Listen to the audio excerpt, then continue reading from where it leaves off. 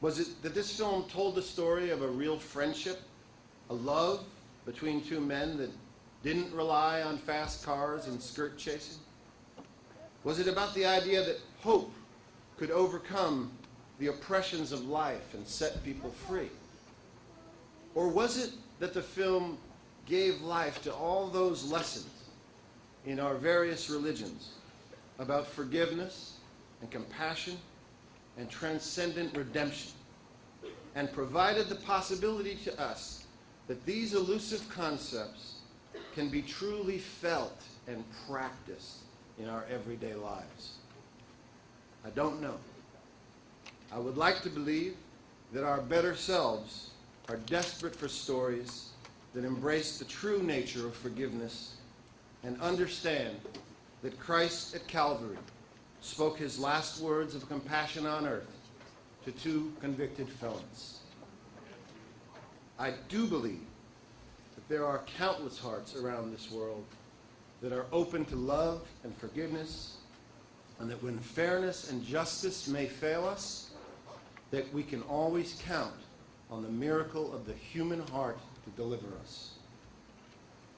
I had the good fortune and privilege in 1995 to meet a woman, a Catholic nun, that made me not only forgive all the Catholic nuns that had wrapped my knuckles, made my life miserable in grade school, but also opened my eyes to the deeper mission of what it is to be a person that has dedicated their life to the life and lessons of Jesus Christ. Sister Helen Prejean had written a book called Dead Man Walking that told of her experience with death row inmates in Louisiana. In the book, she talks honestly about the dilemma she encountered as she took on the role of spiritual advisor to prisoners about to die at the hands of the state. She talks about the outrage she faced from the families of the victims of the men she was counseling and the guilt she felt from this. She talks about her struggle to come to terms with the crime that the inmate she was advising had committed. There's a passage in the book that took hold of me. It made me understand why this story needed to be told. And it was this: every man is worth more than his worst day. Every man in prison today is in there for his weakest moment, his gravest mistake, his lesser self, a moment, a failing, a misguided path he chose to follow. In writing this, Sister Helen wasn't making excuses or trying to advocate for an inmate's release. She was simply reminding us that there are human failings, however brief, that result in lasting consequences, and that these moments of failings should not be the true and entire representation of the man.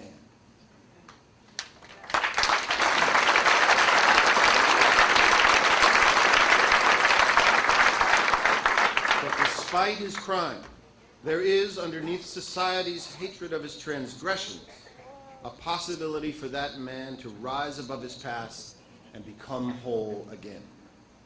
That every man is capable of rising up to his better self and defining himself not by his moment of weakness, but by his dedication to his strength and his commitment to change. This is something that I don't need to tell you. You who are graduating today. You know this in every cell in your body. You know this in your soul. You have risen beyond the shackles of limitations and judgment. You have looked fear and intimidation and self-doubt in the eye, and you have forced it to its knees as you have taken your books in hand to educate yourself and rise above what was expected of you. I am humbled and honored to be in your presence today on this momentous and auspicious occasion that celebrates your tremendous achievement. You are an inspiration to us all.